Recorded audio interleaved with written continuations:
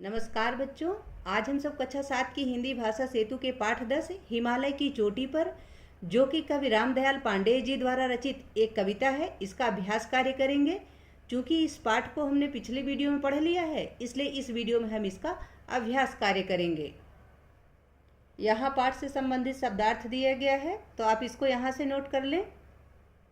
आगे है अभ्यास प्रश्न, बोध और विचार, बहुविकल्पीय प्रश्न, सही विकल्प चुने। तो आपको इसमें से सही विकल्प चुनना है। पहला प्रश्न है फिर भी ऊपर चढ़ना है का क्या आशय है। तो इसका आशय है प्रगति की राह पर बढ़ना है, प्रगति के नए मुकाम कायम करने हैं, यानी घ ऑप्शन सही है कि ख और ग दोनों। दूसरा प्रश्न है कवि का हौसला किससे ऊंचा है। तो उत्तर है विंध्याचल हिमवानों से, इसलिए का ऑप्शन सही है। तीसरा प्रश्न है कवि के अनुसार पहाड़ों का अंत तो है किंतु किसका अंत नहीं है। तो उत्तर है अभियानों का, संधानों का, निर्माणों का, यानी घ ऑप्शन सही है उपरोक्त सभी। चौथा प्रश्न है कवि किससे लड़ने की बात करता है। तो उत्तर है सीमाओं और विश्रामों से, इसलिए का ऑप्शन सही है। पांचवा प्रश्न है कवि के अनुसार किसको गिरने नहीं दिया गया। तो इसका उत्तर है तरुणाई को, यानी युवावस्था को, इसलिए ख ऑप्शन सही है। छठा प्रश्न है कवि किसके उठने की कामना करता है। तो इसका उत्तर है इंसानों की इज्जत का झंडा, आज़ादी का झंडा, मानव के सपनों का झंडा, इसके उठने की कामना करता है, इसलिए घ ऑप्शन सही है उपरोक्त सभी। आगे है लघुत्तरीय प्रश्न, इस कविता का मूल भाव क्या है, ऐसा पूछा गया है। और दूसरा प्रश्न है आगे बढ़ने के लिए क्या आवश्यक है। सही उत्तर पर ठीक यानी सही का चिन्ह लगाइए। तो पहले आप दूसरा प्रश्न देख लीजिए, इसमें ङ सही होगा, उपरोक्त सभी उत्तर सही हैं, इसलिए ङ सही है। ठीक है, क यानी हौसला, ख कल्पना, ग हिम्मत और घ धैर्य, ये सारी बातें सही हैं, इसलिए आगे बढ़ने के लिए, इसलिए ङ ऑप्शन सही है। ठीक है, पहला प्रश्न से आगे दिखाते हैं।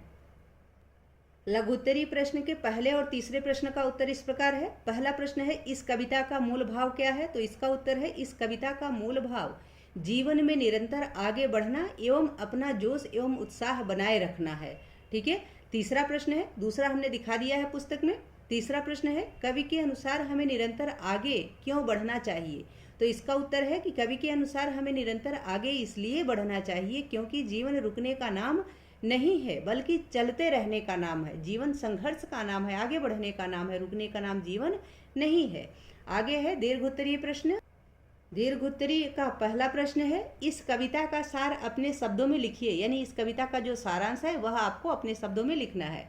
तो उत्तर है प्रस्तुत कविता के माध्यम से कवि हमें निरंतर आगे बढ़ने के लिए प्रेरित कर रहे हैं। कविता का उद्देश्य अपने जीवन में उत्साह एवं जोश को बनाए रखना है क्योंकि जीवन रुकने का नाम नहीं है, इसलिए हमें आगे बढ़ते रहना चाहिए। जीवन में चाहे कितनी भी कठिनाइयां क्यों न आएं, परंतु हमें उनसे हार नहीं मानना चाहिए, बल्कि अपनी दृढ़ इच्छा शक्ति, अदम्य साहस और विश्वास के साथ उनका सामना करते हुए आगे बढ़ने के लिए निरंतर प्रयास करते रहना चाहिए। कवि कहते हैं कि जब हम अपने लक्ष्य की ओर बढ़ेंगे तो हमें रास्ते में तरह तरह की कठिनाइयों का सामना करना पड़ेगा, परंतु ऐसे समय में हमें धैर्य रखकर आगे बढ़ते रहना होगा। यदि हमारा लक्ष्य ऊंचा होगा तो राह की कठिनाइयां भी बड़ी होंगी, परंतु हमें गिरते संभलते अपने लक्ष्य की ओर बढ़ते ही रहना है क्योंकि जीवन में किसी चीज का अंत नहीं है, न तो संघर्ष का और न ही लक्ष्य प्राप्ति का। कवि कहते हैं कि हमें हर दिन एक लक्ष्य हासिल करके अगला लक्ष्य निर्धारित करना है। हमें नया नया इतिहास बनाते रहना है क्योंकि मनुष्य की देह का अंत तो हो सकता है परंतु उसके सपनों एवं प्राणों का अंत नहीं होता है। इसलिए हमने अब तक जितनी तरक्की हासिल की है हमें उससे भी आगे तरक्की हासिल करनी है। हमें आगे बढ़ते रहना है, हमें निरंतर आगे बढ़ने के लिए प्रयास करते रहना है। दूसरा प्रश्न है प्राप्य मंजिल को ही अंत मान लेने पर क्या होगा। तो इसका उत्तर है कि प्राप्य मंजिल को ही अंत मान लेने पर जीवन में आगे बढ़ने तथा नई ऊंचाइयों को छूने की इच्छा शक्ति समाप्त हो जाएगी। इसलिए हमें जीवन की कठिनाइयों का दृढ़तापूर्वक सामना करते हुए एक नए लक्ष्य की ओर बढ़ते रहना है। यानी यदि हमारा एक लक्ष्य पूरा हो जाता है तो हमें वहाँ रुकना नहीं है, बल्कि एक नए लक्ष्य को निर्धारित करके उसको पूरा करने के लिए आगे बढ़ते रहना है। तीसरा प्रश्न है, कवि का मुख्य आवाहन है निरंतर आगे बढ़ने का। कवि के अरमान क्या हैं? तो इसका उत्तर है, कवि ने निरंतर आगे बढ़ने का आह्वान किया है।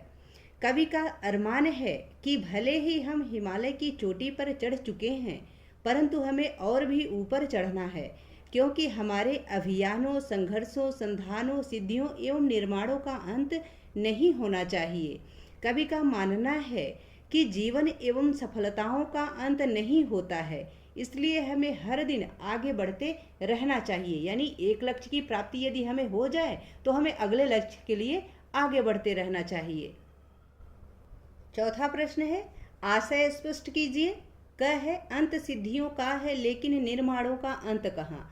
इसका आशय यह है कि लक्ष्य की प्राप्ति तो हो सकती है, यानी एक लक्ष्य की प्राप्ति होना उसका अंत हो सकता है, परंतु लक्ष्य प्राप्ति के बाद भी निर्माण कार्य नहीं रुकता है, वह एक नए लक्ष्य की प्राप्ति हेतु चलता ही रहता है, इसलिए निर्माणों का अंत नहीं होता है।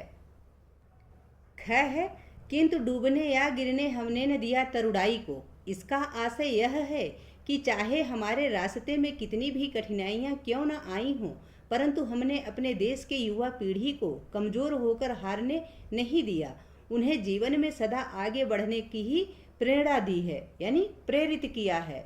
तरुणाई का अर्थ होता है युवावस्था, यानी हमें अपने देश के युवाओं की जो अवस्था है, युवा जो हैं, उनके साहस और धैर्य को कमजोर नहीं करना चाहिए, बल्कि बढ़ाते रहना चाहिए।